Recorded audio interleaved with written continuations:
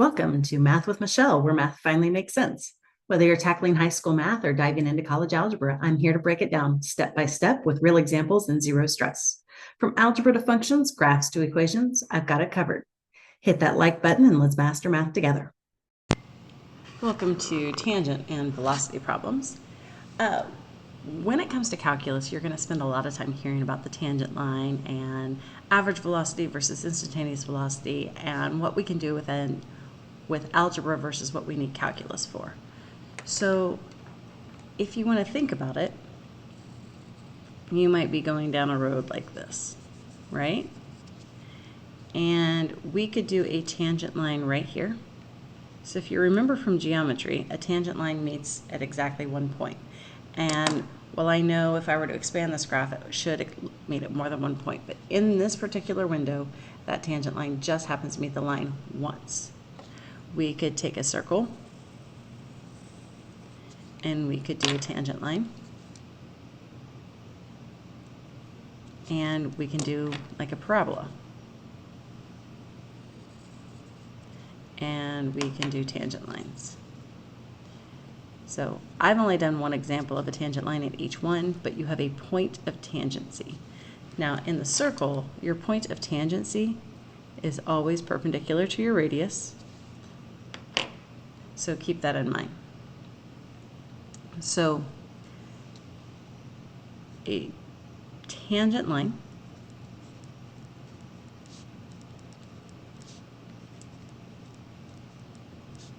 meets the graph at a point. Okay? When you get the slope of this line, that will be your instantaneous velocity.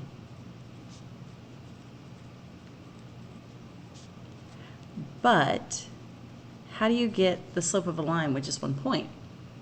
And that's the problem with our algebra, is we can't get the slope of a line with just one point.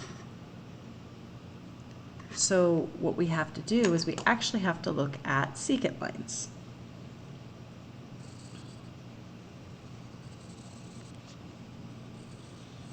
Okay, I'm going to draw the same three shapes again. This time I'm going to draw a secant line.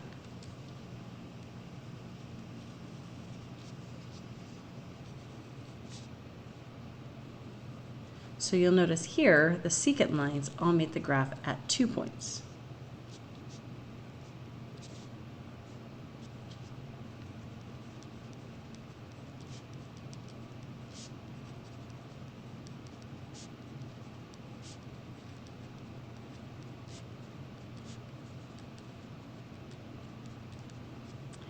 And the slope here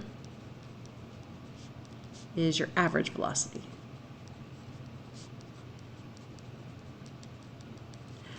Okay, and keep in mind that if your velocity is ever negative, that's like being in reverse, whereas if it's positive, that's going forward. Okay, so positive, negative with velocity is directionality. So what is the difference between average velocity and instantaneous velocity? Think of it like this. If you were to go on a trip and you were to go 300 miles in 5 hours, you average 60 miles per hour. But you know on that trip you did not go 60 miles per hour every single second. Sometimes you went slower, sometimes you went faster because you have to speed up, slow down, right? So the instantaneous velocity, think of that as that blink of an eye when that officer caught you on his radar gun and gave you that ticket. Okay, so the instantaneous velocity is the blink of an eye, where the average velocity is just, hey, we started at this time, we ended this time, what was our average speed? Now, let's look and double check that we remember how to do average velocity or slope.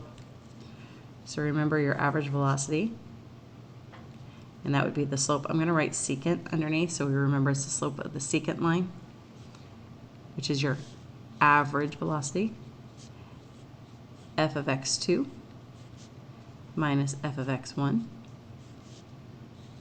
over x2 minus x1.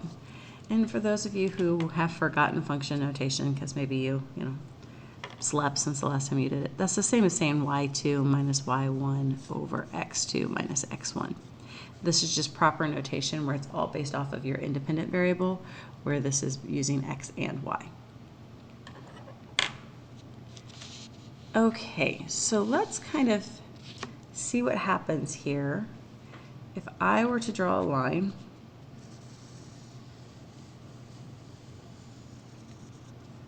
Okay, and I want, we'll go here. I want the velocity right here, okay? So in order to get my graph to be,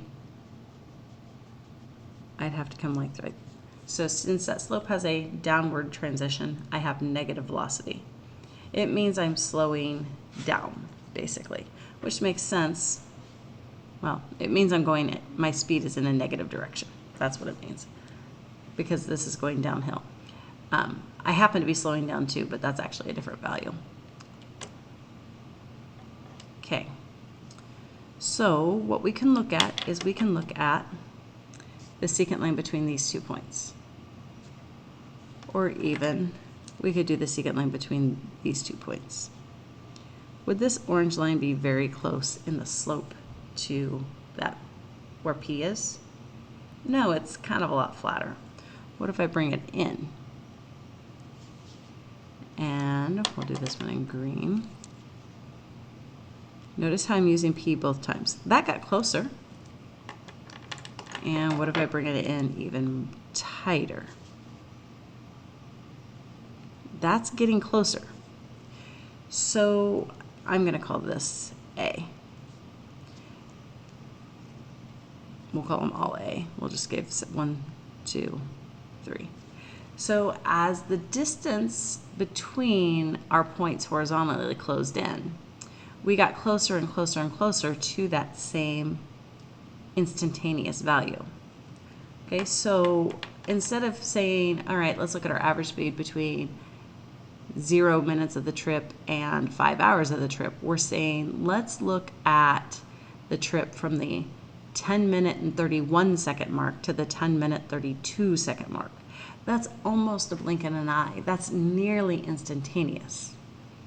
So when your x2 minus your x1 is approximately 0, the slope of your secant line will approximate the slope of your tangent line. And we will write this as the limit delta x approaches 0, and then you always have to have an equation in here. This right here is written much simpler. We don't have to write x2 minus x1 is about 0. We just say delta x. So we're going to be using the Greek letter delta. The Greek letter delta is representative of change in. And you might have seen that in science class or whatever. This notation right here is huge. And I will tell you, you must write the limit. You have to write those words every single time. You have to have an equation in there every single time. So that's going to be very, very key to how you do your mathematics, okay? Now, we can approximate the slope of the tangent line using algebra. We'll get the exact value of the slope of the tangent line eventually using calculus, but for the purposes right now, we're just looking at the algebra behind it because that's what we're trying to approximate it to. All right, so I'm going to give you an equation, S of t. A lot of times we use S of t to talk about position, especially when we're talking about position based off gravitational fall. And that happens to be what this formula is a part of, okay? So remember here that the ordered pairs are your time, comma, your height. Okay, now slope is change in y over change in x, or change in height over change in time. Well, your height might be measured in something like feet, and time might be measured something in seconds. Ah, doesn't that sound like a velocity measurement, feet per second? Notice how those labels pop out? Okay, so let's look at, I want to know when t equals 2, what is my instantaneous velocity? Now, to truly find it, you would actually need calculus.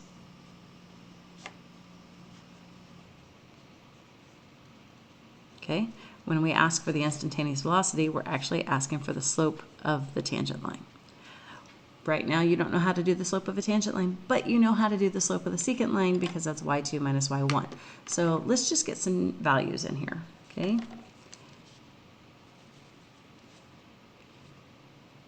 I am going to do 4 points to each side of 2. Actually, no, I'm only going to do 3 points.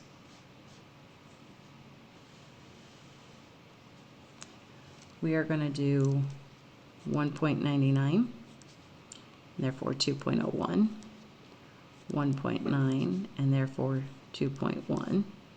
Notice how I'm keeping it the same amount. And we're going to do 1.5 and 2.5. I'll call this one A, B, C, D, E, F. So we're going to need the slope from 2 to A, the slope from 2 to B, the slope from 2 to C, the slope from 2 to D, the slope from 2 to E, and the slope from 2 to F. We're going to need all 6 of those slopes. So I don't feel like typing in the numbers each time. Instead, what I'd prefer to do is, I know my equation is negative 4.9 t squared, right? So here, to do all of them, we would need to do the slope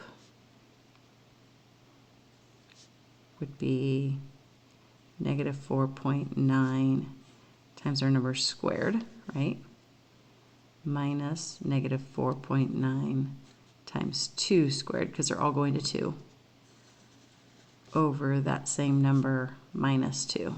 And to save ourselves a little bit of headache, we can just go ahead and make that a plus. Okay, so I've left this open with blanks so that I can just fill in each time.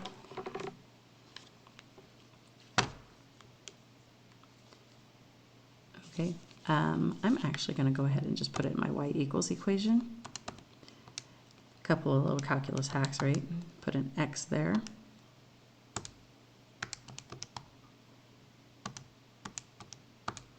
Over x minus 2. And I'm going to reform my calculator to where it is in automatic. That's my table I went into. So I'm taking it off automatic and putting it on ask. Okay, so when x is 1.5, my slope is negative 17.15.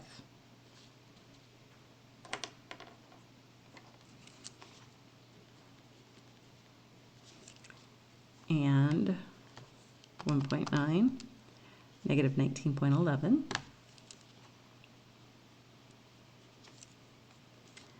1.99, negative 19.55.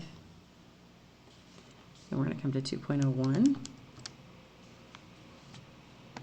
negative 19.65. 2.1, negative 20.09. And 2.5, negative 22.05.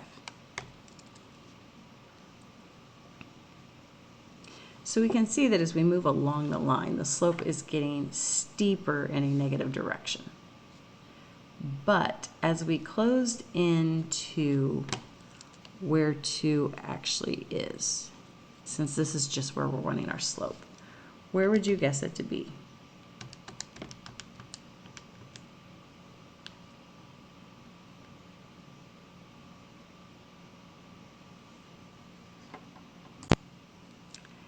if you said that the slope of the secant line is approximately negative 19.6, not the slope of the secant line, the tangent line, then you would be correct. Why negative 19.6? Well, we can see as we closed in here that that would have been that middle number. So when you don't have, by the way, just so you know, the actual slope of the tangent line, the actual instantaneous velocity is negative 19.6. In future videos, you can find out how to do that on this channel. But the whole point is kind of we closed in on it. And while you may not necessarily have the skills in your arsenal to go ahead and find the slope of a tangent line right now, you can approximate it by using points super, super close. Could we have got even closer? Well, let's check it out. What if I did 1 point, that's a lot of nines, or 2 point, yes, and now we can see, now it's just rounded, it's not really there. We can see now that they are even agreeing. So that further highlights. So if you are working on trying to get instantaneous velocity, then just use the point that you're trying to get the instantaneous velocity at and a secondary point as close to it as possible. That way you can actually, instead of using a tangent line, you're using a secant line. But the two values of the secant line are so microscopically close that it's hard to tell the difference. So that's how tangent lines are related to secant lines. Thanks for learning with me here on Math with Michelle. If this helped, give it a like and don't forget to subscribe for more clear and simple math lessons. Got a question or topic you want me to cover? Drop it in the comments. Until next time, keep practicing, stay curious, and remember, you've got this.